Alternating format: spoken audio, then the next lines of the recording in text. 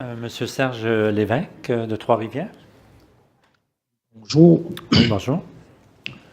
Donc, je voudrais peut-être un petit préambule pour dire à Mme Grandbois que je n'ai pas reçu réponse à ma question d'hier, malgré votre recommandation d'assister aujourd'hui pour avoir la réponse, pour avoir potentiellement cette réponse-là.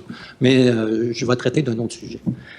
Donc, mais vous pouvez poser la question si vous voulez, puisque c'est le thème. Je l'ai posé hier, je n'ai pas obtenu une réponse. Mme Grandbois m'avait recommandé d'assister aujourd'hui pour potentiellement avoir réponse à cette question-là, mais je n'ai pas obtenu de réponse aujourd'hui non plus. Mais j'ai une autre question. Bon, comme vous voulez. Mais je voulais simplement signaler que, en tout cas, ma question d'hier demeure en suspens. Je veux aborder aujourd'hui ce dont l'Office national de l'énergie nous a informé tout à l'heure que ces programmes de contrôle étaient basés sur un programme d'analyse des risques qui, sans doute, doit considérer divers paramètres comme le type de pétrole, le type de tuyau, l'âge de l'installation, les sensibilités de milieu, l'historique d'infraction des entreprises, etc. J'aimerais savoir si ce programme d'analyse de risque-là et les codes de risque de chacune des entreprises sont disponibles. J'ai pas compris la fin, je suis désolé, monsieur. Je voudrais savoir si la méthode d'analyse de risque que l'ONE applique est disponible et si les résultats de ces différentes analyses-là pour les entreprises qu'elle gère sont disponibles. La question est claire. Vos deux questions sont claires, en fait. Monsieur je les avais mis ensemble. Oui, non, vous êtes très habile, monsieur.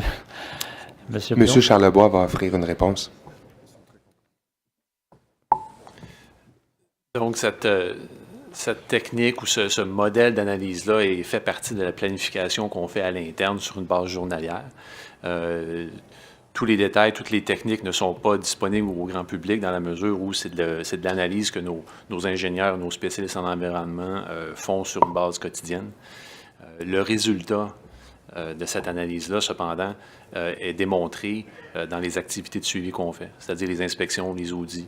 Et comme je vous ai mentionné plus tôt aujourd'hui, les rapports d'inspection et aussi le suivi qu'on fait des conditions est disponible sur notre site Web. Donc, les résultats comme tels, on voit ça sur notre site Web de par les activités qu'on fait. Mais l'analyse derrière ça, ça fait partie de notre travail journalier qu'on fait tous les jours à l'interne. Est-ce que... Oui, allez-y. Pardon. Et M. Charlebois, pour compléter votre réponse, si je ne me trompe pas, spécifiquement les audits que vous faites sur différents thèmes, sur différentes compagnies, les audits sont des exercices quand même assez substantiels. Et quand vous présentez vos résultats d'audit, c'est toujours en fonction des critères, des éléments que vous avez regardés. Donc, ça présente, dans le fond, directement les éléments que vous considérez dans votre analyse, puis l'analyse, ça inclut souvent la notion d'analyse de risque. Donc, la lecture de ces documents-là, j'imagine, donne un éclairage sur la façon qu'a l'Office national de l'énergie d'aborder ses analyses. Puis c'est sûr que ça ne traite pas toujours juste d'analyse de risque, bien entendu, mais ça inclut les questions d'analyse de risque. Est-ce que c'est correct? Tout à fait.